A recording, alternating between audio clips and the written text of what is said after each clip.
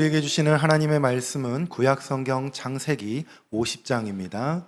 창세기 50장 24절부터 25절까지 말씀, 제가 가진 성경으로 구약 81페이지에 있습니다. 구약 창세기 50장 24절부터 25절까지 말씀입니다. 제가 봉독해 올리겠습니다. 요셉이 그의 형제들에게 이르되 나는 죽을 것이나 하나님이 당신들을 돌보시고 당신들을 이 땅에서 인도하여 내사 아브라함과 이삭과 야곱에게 맹세하신 땅에 이르게 하시리라 하고, 요셉이 또 이스라엘 자손에게 맹세시켜 이르기를 하나님이 반드시 당신들을 돌보시리니 당신들은 여기서 내 해골을 메고 올라가겠다 하라 하였더라. 아멘. 할렐루야. 오늘도 주일 2부 예배에 잘 오셨습니다. 여러분 모두에게도 살아계신 주님으로 인하여 여러분의 삶이 승리하고 또 복되고 위험한 세상이지만 살맛 나는 인생의 여정이 되시기를 예수님의 이름으로 축복합니다. 오늘은 리딩 지저스 바이블 2주를 끝내고 이제 3주째 들어가는 날입니다. 지난 2주 동안 창세기 1장에서 50장까지의 말씀을 우리가 읽었습니다. 다 읽고 계시죠? 예. 이쪽은 주로 안 읽으시는 것 같은데. 읽고 계시죠? 예. 읽으셔야 됩니다. 그래서 우리 순별로 또 전도회별로 가족별로 수시로 잘 체크하셔서 여러분이 꼭 일독을 맞추어 나가시고요. 어떤 분은 5독을 결심한 분도 계시고요. 벌써 2독, 3독째 하시는 분도 계시는 것으로 알고 있습니다. 말씀 함께 나누고 묵상하고, 그리고 주일은 이제 읽는 날이 오늘 50장 한 번도 안 읽은 분들은 오늘 50장 다 읽으세요. 50장 있는데 4시간이면 읽을 수가 있어요. 그래서 오늘 이제 또 연휴도 있고 그러니까 미리 많이 읽으시고, 또 금요 기도회에 꼭 참석하시기를 바래요. 우리 안수 집사님들, 권사님들, 시무검사님들 이번 주 금요일 날 출석 부르겠습니다. 권사님들 참여하시고 또 같이 이 금요 기도회 때 하나님의 말씀을 조금 더 깊이 이렇게 나누도록 하겠습니다. 근데 중요한 것은 우리가 이렇게 힘을 쓰고 애를 써서 성경을 읽고 또 기도하고 또 말씀도 나누고 하는데 이게 실제로 여러분의 인생과 삶에 도움이 되고 유익이 있을까요? 우리가 성경 읽는 시간에 책 한 권 보고 영화 보고 또 성경은 대충 읽고 또 시간 나면 기도하고 그렇게 하지, 이 시간에 다른 것 하면 더 낫지. 우리가 굳이 힘을 쓰고 애를 써서 성경을 읽고 그리고 말씀을 나누고 기도하는 이 갱건 생활에 이렇게 시간을 들이고 힘과 에너지를 쏟는 것이 여러분의 실제로 삶에, 인생에 도움이 되고 유익이 될까요? 이제 여기에 저 긴가민가 하시는 것 같아요. 이쪽은 된다고 그러는데 그렇잖아요. 우리가 유익이 안 되고 도움이 안 되는 거, 거기에 힘을 쓰고 시간을 낭비하는 거 어리석은 일입니다. 그런데 디모데전서에 보면 이런 말씀이 있습니다. 보실까요? 4장 8절이에요. 육체의 연단은 약간의 유익이 있으나 경건은 범사에 유익하니 금생과 내생에 약속이 있느니라. 아멘. 약간 유익이 있는 것이 있고 모든 일에 유익이 있는 것이 있어요. 여러분 두 가지 중에 하나를 선택해야 된다면 약간의 유익이 있는 것을 하겠어요? 모든 일에 유익이 있는 걸 하겠어요? 두 말 하면 잔소리지. 여러분이 돈이 있는데 은행에 예금을 해야 되는데, 적금을 해야 되는데 금리 2%짜리에 예금하겠어요? 아니면 금리 20%짜리에 예금하겠습니까? 무슨 말인지 모르세요? 금리 20%, 이자 20% 주는데 돈 맡기겠어요? 아니면 이자 5% 주는데 돈 맡기겠어요? 20% 주는데 맡기는. 여러분 약간의 유익이 있는 일을 하겠어요? 아니면 모든 일에 유익이 있는 일을 하겠습니까? 모든 일에 유익이 있는. 그런데 육체의 연습은, 여러분이 육신적으로 힘쓰고 애쓰는 그 모든 일들도 여러분에게 유익이 있대. 그런데 경건은, 말씀과 기도와 신앙의 훈련은 어떻다고요? 이 세상에 뿐만 아니라 영원한 세상에도 모든 일에 유익이 있대요. 아멘. 근데 여러분은 성경 공부도 안 해, 기도 훈련도 안 받고 말씀 훈련도 안 받고 그래도 시간 나면 교회 오고 짬 나면 성경 보고 정말 형편이 어려우면 그때 와서 기도하고, 그럼 도대체 여러분의 인생에, 금생과 내생에 진짜 유익한 것이 무엇입니까? 육체의 연습은 약간의 유익이 있으나 경건은 모든 일에 금생과 내생의 유익이 있다고 그랬어요. 여러분, 이 유익을 놓치지 않게 되기를 축복합니다. 근데 중요한 거는 그게 사실일까요? 이 8절의 말씀이 진짜일까요? 정말 그렇겠느냐는 거죠. 자, 9절 말씀 보시겠습니다. mit보다 이 말이여 모든 사람들이 받을 만하도다. 자, 이 말은 어떻다고요? 확실하대. 이 말은 확실하다는 겁니다. 그래서 모든 사람이 받을 만하다, 수용할 만한 거죠. 육체의 연습은 약간의 유익이 있으나 경건은 모든 일에 내세와 금세의 유익이 있느니라 하는 이것이 확실한 말씀입니다. 모든 사람, 여러분 남녀노소 모두가 받아들여야 될 확실한 말씀이다라는 거예요. 여러분, 그러면 이것도 사실일까요? 그 목사님 우기는 거 아니에요? 바울이 그냥 우기는 것이고 믿는 사람들이 우기는 것 아닙니까? 우리의 신념 아닙니까? 여러분, 우리가 예수를 믿으면 복을 받습니다, 행통합니다, 이깁니다, 승리합니다, 천국 갑니다 이렇게 우게 되는 것이 그거는 우리의 신념이지 그게 사실이냐 하는 겁니다. 우리가 믿는 믿음을, 내가 뭔가 신념을 가지고 있다면 그 근거가 있어야죠. 금생과 내생에 모든 일에 유익이 있다고 하는 이 경건의 연습이 정말로 확실한 사실이라면 그 근거가 뭐냐 이거예요. 여러분이 믿는 근거는 어디에 있습니까? 10절 말씀 다 같이 한번 앞에 빨간 부분만 읽어보겠습니다. 아니, 파란 초록까지 시작. 이를 위하여 우리가 수고하고 힘쓰는 것은 우리 소망을 살아계신 하나님께 두미니 곧 모든 사람 특히 믿는 자들의 구주시라. 자, 잘 보십시오. 이를 위하여는 앞에 나오는 경건의 연습입니다.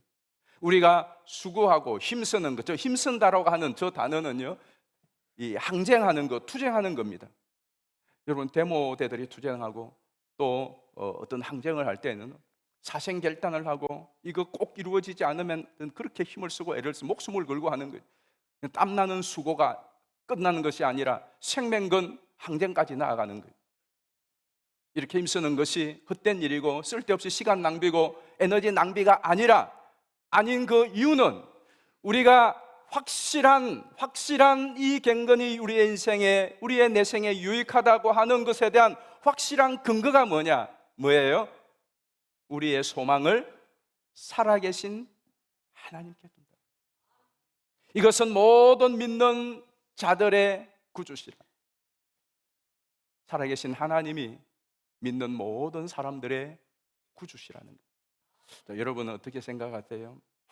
여러분의 인생의 소망은 살아계신 하나님이 맞습니까?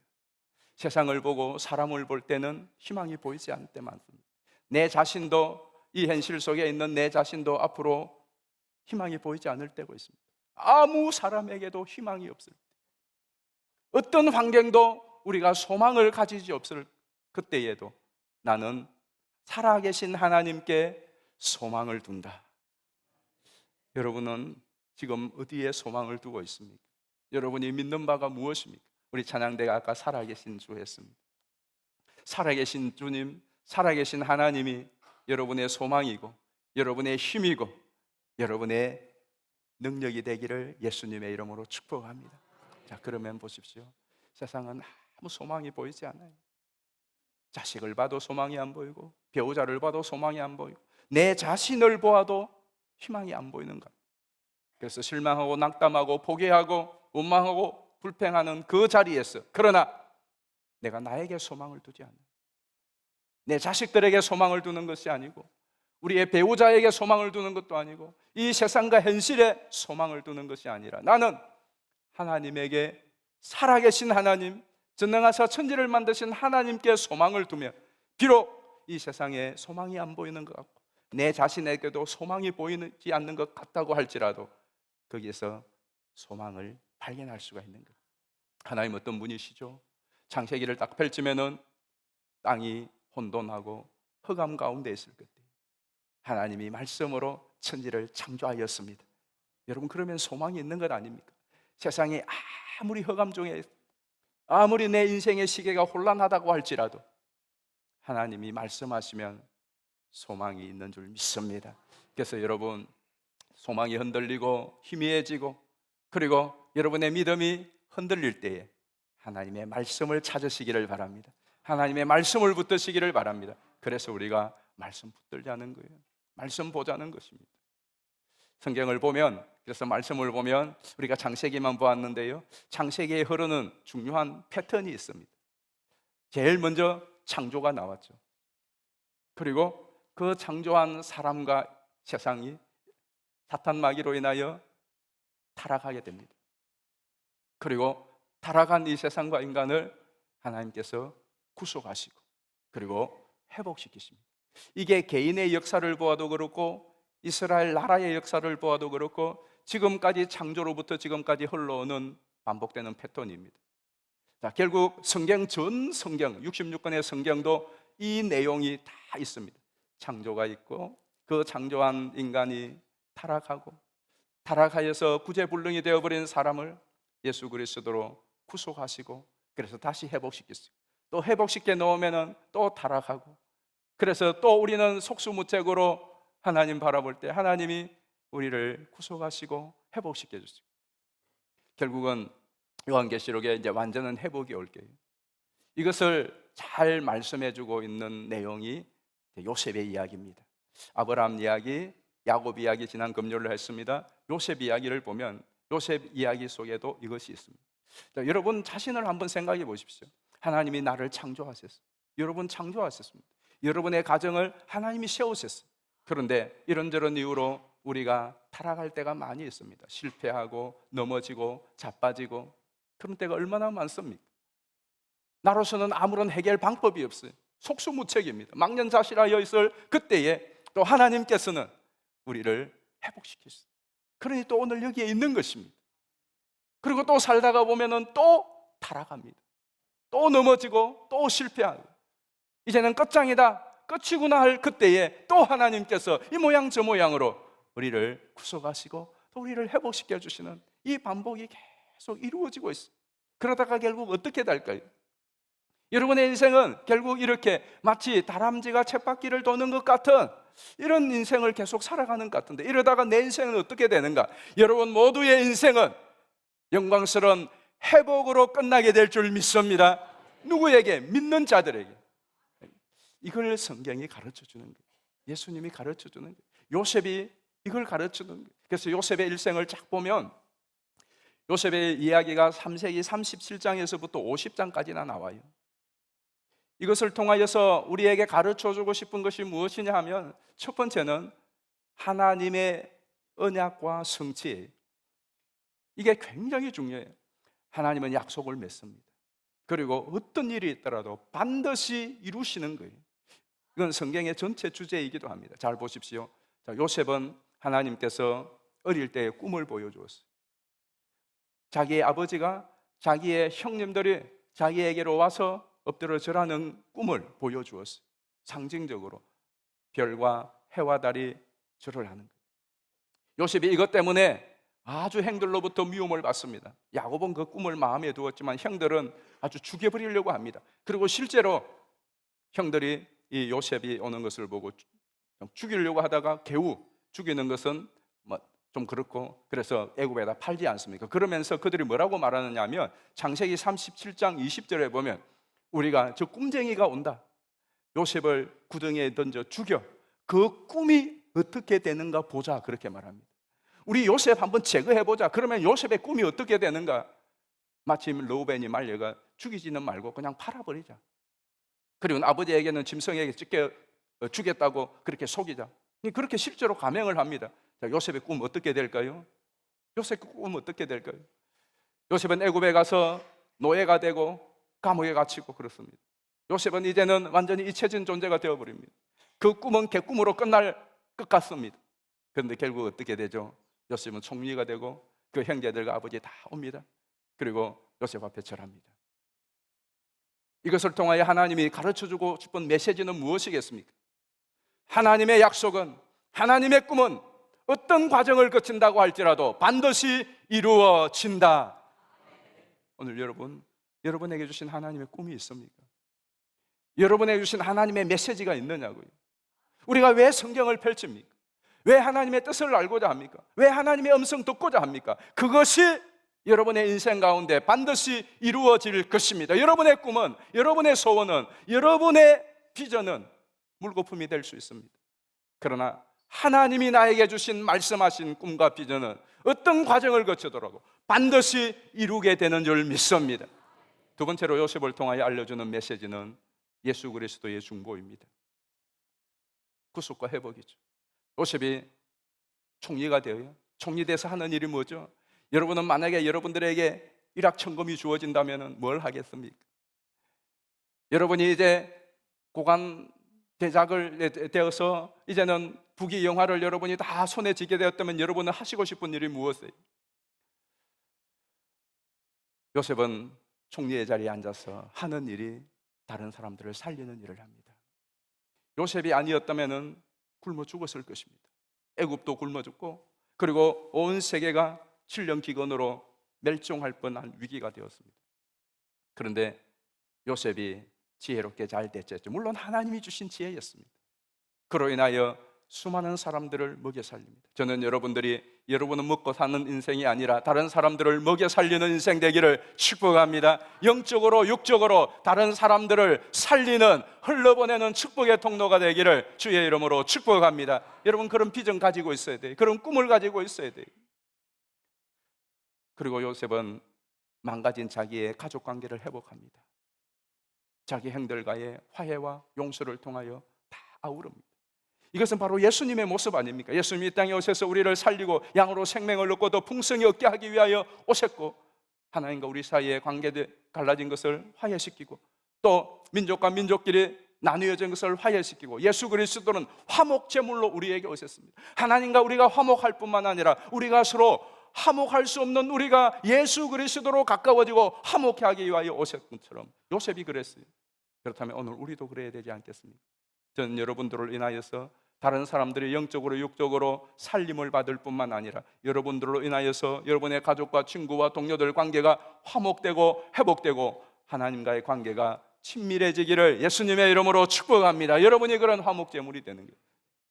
그런데 중요한 것은 요셉이 어떻게 하여 그 일을 할 수 있었을까요? 요셉의 생애를 살펴보면 요셉이 이렇게 위대한 믿음의 사람이 이러한 놀라운 일을 할 수 있었던 거예요. 수많은 사람들을 먹여 살리며 화목제물이 되어서 화평을 이루는 이 참 놀라운 일을 할 수 있었던 이유가 무엇일까요? 요셉의 일생을 한마디로 한 어절로 정리하면 이렇습니다. 한번 같이 읽어보십시다. 시작. 여호와께서 요셉과 함께 하심으로, 여호와께서 요셉과 함께 하시니, 저 요셉을 빼고 여러분의 이름을 한번 넣어보세요. 한번 따라해 보십시다. 여호와께서 나와 함께 하심으로. 다시 한번. 여호와께서 나와 함께 하시니. 어떠세요? 여호와께서 나와 함께 하심으로 어떻느냐고요? 부담됩니다. 어떠세요? 하나님이 나와 함께 하시다. 그것이 실제로 여러분 어떤 느낌이 되세요? 하나님이 함께 하시니, 하나님이 함께 하심으로 요셉의 일생은 그걸로 풀어졌습니다. 그걸로 풀어졌어요. 그가 형들의 미움을 받아 보디발의 집에 애굽으로 팔려갔을 때에도 하나님이 함께 하심으로, 그가 억울한 강간죄 누명을 쓰고 감옥에 들어갔을 때에도 하나님이 함께 하심으로, 그가 총리가 되어서 형들이 와서 그 형들을 복수하는 것이 아니라 그 형들이 자기 앞에 왔을 때에 여호와께서 함께 하심으로, 그가 인생을 떠날 때에 오늘 우리가 읽던 본문 나는 죽으나 비록 그가 죽지만은 남아있는 사람들에게 하나님이 함께 하심으로, 요셉은 그의 모든 인생의 크고 작은 대소사를 하나님이 함께 하심으로 이것으로 풀어내었습니다. 자, 우리 한번 성경을 좀 더 보십시다. 39장 2절 말씀 보실까요? 여호와께서 요셉과 함께 하심으로 그가 형통한 자가 되어 그의 주인 애굽 사람의 집에 있으니 그의 주인이 여호와께서 그와 함께 하심을 보며 또 여호와께서 그의 범사에 형통하게 하심을 보았더라. 요셉이 그의 주인에게 은혜를 입어 섬김에 그가 요셉을 가정 총무로 삼고 자기의 소유를 다 그의 손에 위탁하니 아멘. 여러분, 하나님이 띄워놓으십시오. 4절. 하나님이 함께 하신다는 그것이 아무것도 아닌 것이 아닙니다. 별일 아닌 것이 아니에요. 함께 해도 되고 안 되고 해도 그 정도가 아닙니다. 하나님이 함께 하신다는 것이 얼마나 놀라운 일입니까? 자, 보실까요? 4절에 보시면 요셉을 가정의 총무로 삼아. 가정의 총무로 삼았다는 것은 그 가정의 1인자예요. 그 가정의 모든 것을 감찰하는 사람이에요. 감독하는 사람이에요. 요셉이 누굽니까? 자, 보디발은 애굽의 바로 왕의 시위대장입니다. 시위대장이라고 하면은 오늘 쉽게 말하면은 대통령의 경호실장이에요. 여러분, 대제국의 경호실장의 그 권세와 그 위상이 얼마나 크겠습니까? 그 집의 노예라고 한다면은 그 집의 노예가 한두 명이겠습니까? 그 관사의 노예가 한두 명이겠네요. 그런데 그 노예 중에 한 사람이 그 관사의 모든 사람들과 모든 일들을 다 관할하는 자리에 갔어요. 여러분, 이거 예사짜리입니까? 노예들 중에서도 가장 신뢰할 만한, 가장 믿을 만한 사람에게 이 자리를 주고 그 소유를 다 위탁했어요. 아니, 요셉은 어디서 굴러먹은 불러 들어온 사람이, 국적도 애굽의 국적이 아니에요.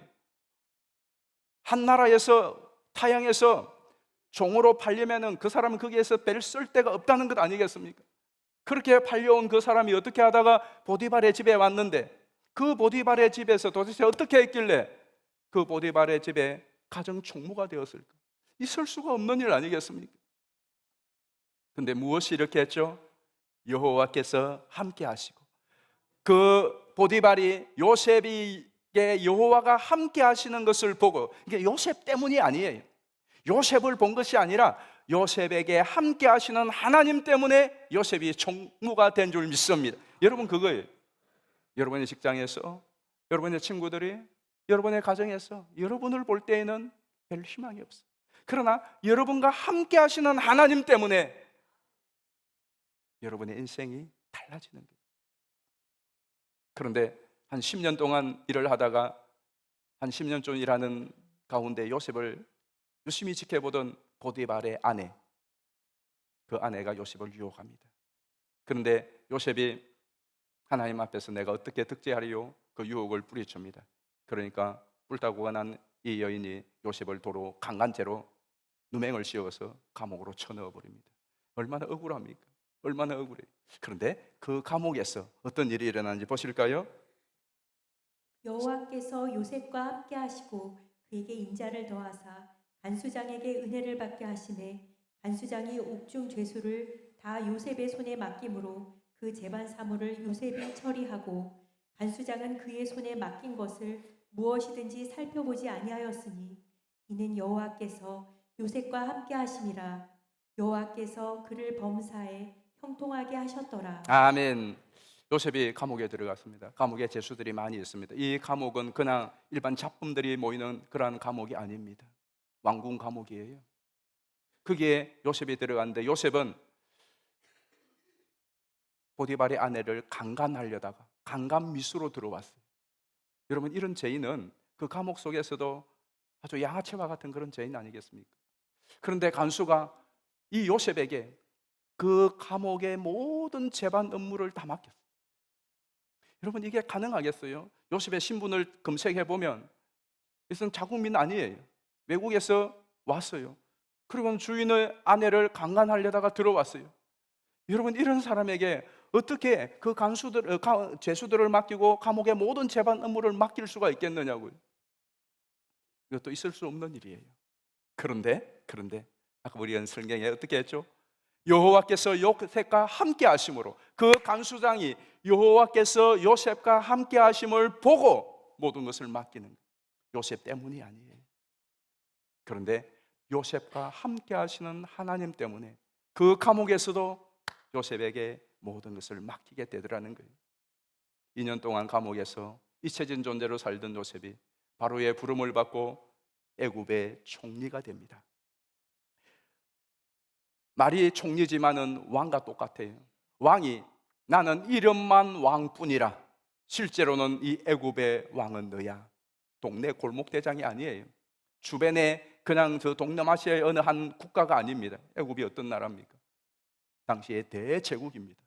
그 대제국의 왕과 같은 총리가 돼요. 한번 보실까요? 어떻게 이것이 가능한지. 41장 25절이에요. 요셉이 바로에게 아뢰되 바로의 꿈은 하나라. 하나님이 그가 하실 일을 바로에게 보이심이니이다. 바로께서 꿈을 2번 겹쳐 꾸신 것은 하나님이 이 일을 정하셨음이라. 하나님이 속히 행하시리니. 바로가 그의 신하들에게 이르되 이와 같이 하나님의 영에 감동된 사람을 우리가 어찌 찾을 수 있으리요 하고 요셉에게 이르되 하나님이 이 모든 것을 내게 보이셨으니 너와 같이 명철하고 지혜 있는 자가 없도다. 41절 잘 보세요. 바로가 또 요셉에게 이르되 내가 너를 애굽 온 땅의 총리가 되게 하노라 하고 애굽의 온 땅의 총리가 되게 하노라 하고 총리의 임명을 했어요. 세상에 아니 감옥에 있다가 불려나와서 꿈 한번 해석했다고 총리 세우는 그런 총리가 어디에 있습니까? 우리가 상식적으로 생각해 보면 있을 수 없는 일입니다. 그런데 무엇 때문에 뭘 믿고 총리를 맡기죠?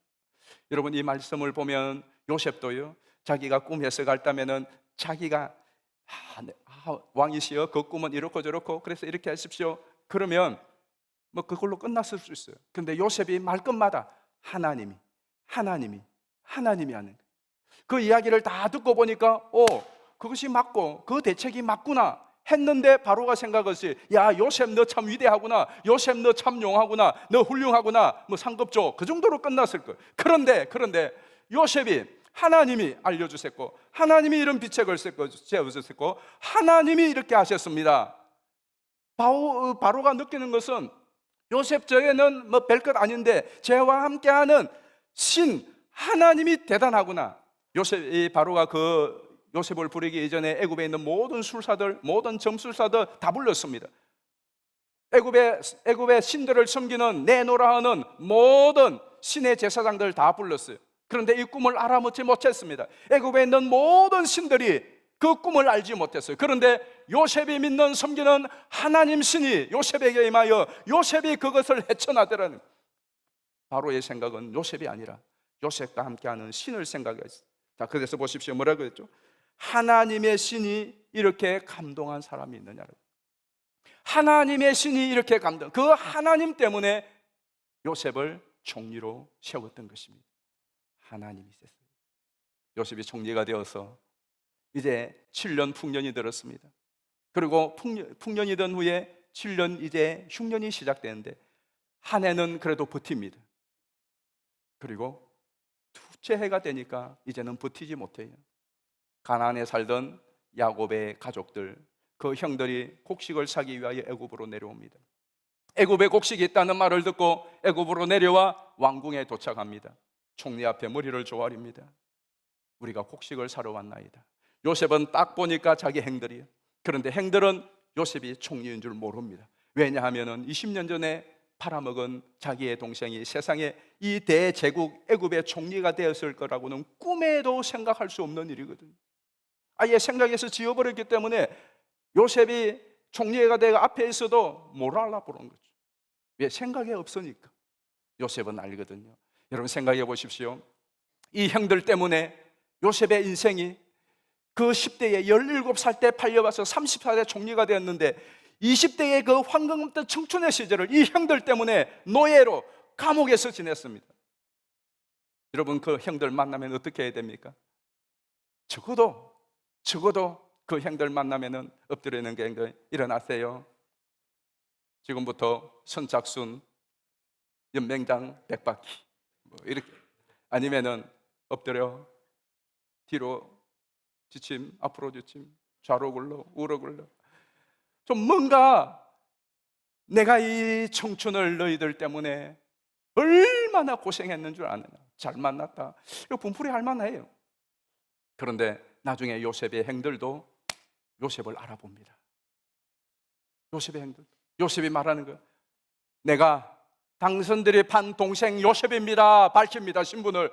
여러분 그때 얼마나 기겁을 하겠습니까? 두려워 벌벌벌벌 떨립니다. 이게 우리는 죽었구나. 그때 요셉이 자기 행들에게 이렇게 말합니다. 보실까요? 45장 4절입니다. 요셉이 형들에게 이르되 내게로 가까이 오소서. 그들이 가까이 가니 이르되 나는 당신들의 아우 요셉이니 당신들이 애굽의 판자라. 당신들이 나를 이곳에 팔았다고 해서 근심하지 마소서. 한탄하지 마소서. 하나님이 생명을 구원하시려고 나를 당신들보다 먼저 보내셨나이다. 아멘. 요셉이 그 형들을 만나서 복수하고 형들을 원망하고 형들을 징계하는 것이 아니라 도리어 두려워 떠는 형들을 위로하고 격려하면서 괜찮다고. 이게 정말 가능합니까? 여러분들에게 누가 그렇게 가해를 가한 사람을 10년, 20년 후에 만나면은 그게 되겠느냐고요. 그런데 무엇이 그걸 가능하게 했죠? 하나님 때문에 가능합니다. 나중에 아버지도 초청해서 고센 땅에서 잘 삽니다. 정말로 호사를 하면서 요셉의 가족들이 살다가 아버지 야곱이 세상을 떠납니다. 장례를 다 치르고 나자 형들이 두렵습니다. 저 요셉이 아버지 살아계실 때에는 아버지 얼굴 때문에 우리에게 해꾸지를 못하고 복수를 못했는데 이제 아버지가 세상을 떠났으니까 틀림없이 요셉이 그동안 참았던 거 우리에게 복수할 거야. 그리고는 요셉에게 엎드려서 또 말합니다. 거짓말하는 거죠. 아버지가 살아계실 때에 너 우리에게 복수하지 말고 용서하라고 했어. 그러니 우리를 용서해다오. 그렇게 말합니다. 그 요셉이 엉엉 울면서 이렇게 말해요. 한번 보실까요? 45장 4절입니다. 50장 20절. 당신들은 나를 해하려 하였으나 하나님은 그것을 선으로 바꾸사 오늘과 같이 많은 백성의 생명을 구원하게 하시려 하셨나니 당신들은 두려워하지 마소서.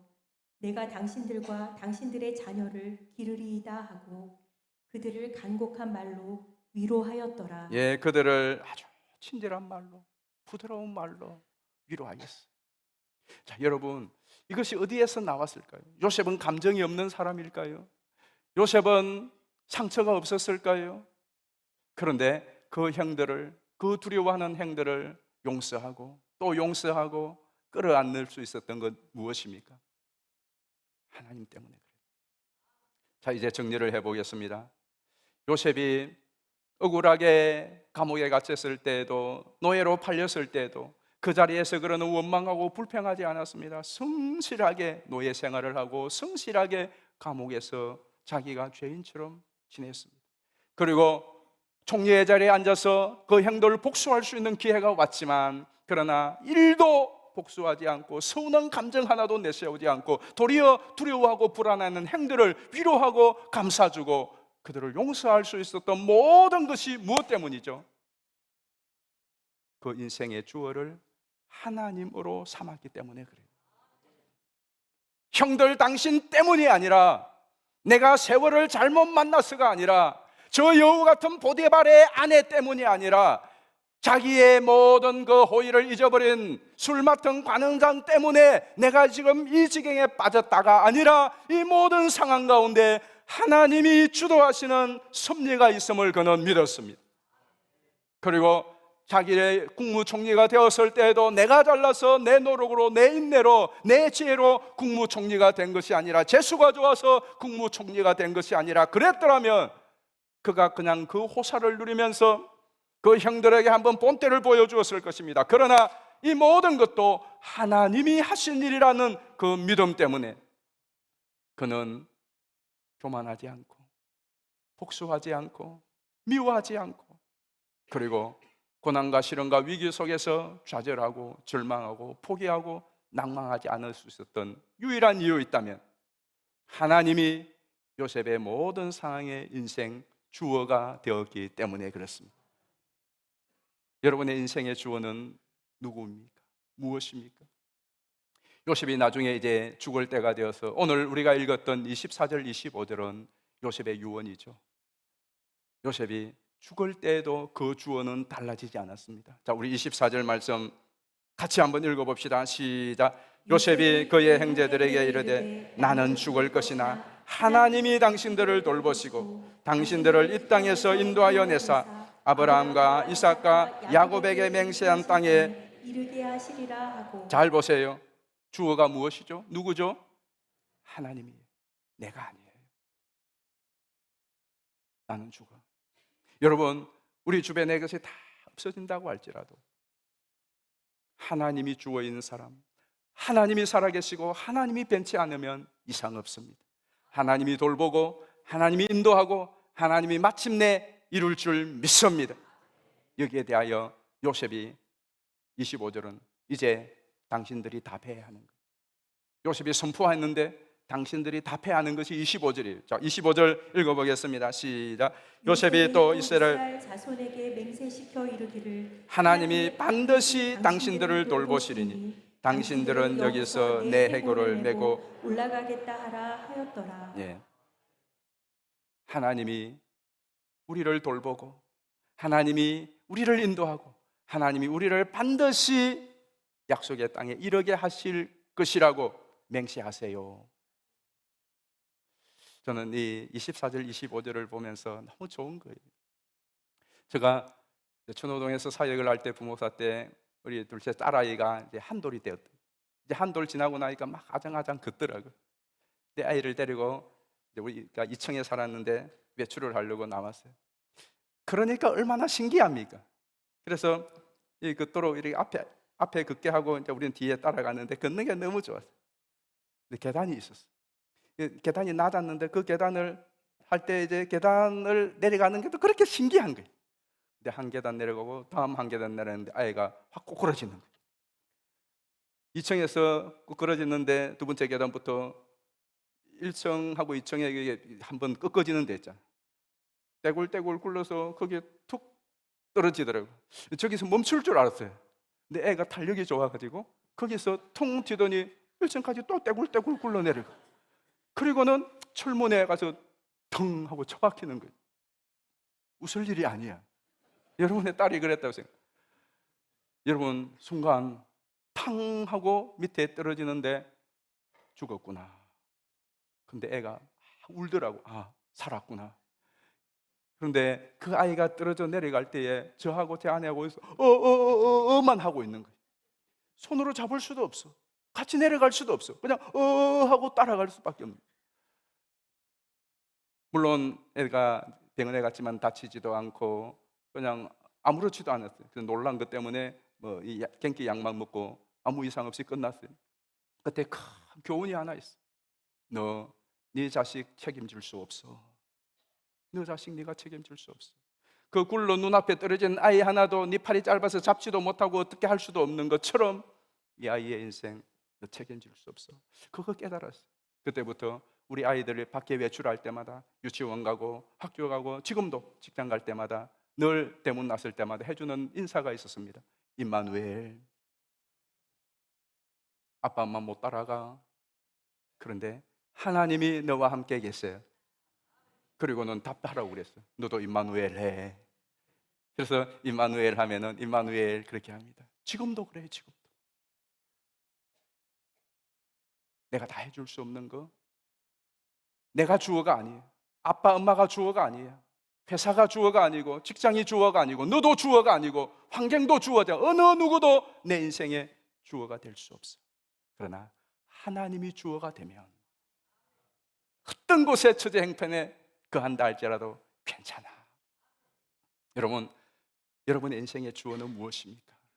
누구 때문에 무엇 때문에 실망하고 원망하고 분노하고 밉습니까? 무엇 때문에? 주어를 바꾸어 보시기를 바라요. 그러면 생각이 달라지고 가치관이 달라지고 태도가 달라집니다. 하나님이 내 인생의 주어로 삼으면 하나님이 주도하여 주시는 줄 믿습니다. 그 하나님이 반드시 이루시고 회복케 하시고 승리케 해주실 줄 믿습니다. 왜냐하면 하나님은 전능하시고 하나님은 변함이 없으시고 하나님은 신실하시기 때문에 그렇습니다. 우리 함께 찬양했으면 좋겠습니다. 오 신실하신 주, 내 너를 떠나지도 않으리라, 내 너를 버리지도 않으리라 약속하셨던 그 주님 반드시 약속을 이루세요. 요셉이 어떠한 처지 행편에 거한다 할지라도 하나님의 약속은 변함이 없어요. 그 하나님을 요셉은 인생의 주어로 삼았기 때문에 불평하고 원망하고 인생 좌절하고 낙담하지 않았습니다. 그가 복수하고 그러지 않았습니다. 하나님께서 모든 것에 합력하여 선을 이루게 하셨습니다. 우리 함께 찬양하겠습니다. 하나님 한 번도 하나님 한 번도 나를 실망시킨 적 없으시고 실망시킨 적 없으시고 언제나 공평과 은혜로 언제나 공평과 은혜로 나를 지키셨네. 나를 지키셨네. 그렇습니다. 오 신실하신 주, 오 신실하신 주, 오 신실하신 주, 오 신실하신 주, 내 너를 떠나지도 내 너를 떠나지도 않으리라. 내 너를 버리지도 내 너를 버리지도 않으리라. 약속하신 주님, 약속하셨던 주님, 그 약속을 지키사 일부러도 영원토록 이후로도 영원토록 나를 지키시리라. 나를 지키시리라. 확실하네. 지나온 모든 세월들 지나온 모든 세월들 돌아보아도 돌아보아도 그 어느 것 하나 그 어느 것 하나 주의 손길 안 미친 것 전혀 안 없네. 미친 것 전혀 없네. 그렇습니다. 오 신실하신 주, 오 신실하신 주, 오 신실하신 주, 내 너를 떠나지도 않으리라. 내 너를 떠나지도 않으리라. 내 너를 버리지도 않으리라. 약속하셨던 주님, 그 약속을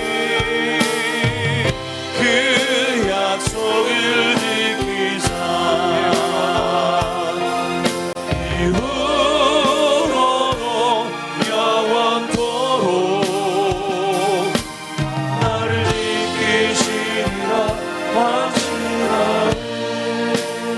우리 시간 같이 기도하겠습니다. 하나님은 전능하신 하나님, 창조의 주 하나님, 그분은 반드시 약속을 지키시는 신실한 분입니다. 그렇다면 우리가 할 일은 이 하나님을 믿고 우리의 삶의 자리에, 우리의 현실의 자리에 인내하며 성실하게 충성을 다하는 것입니다.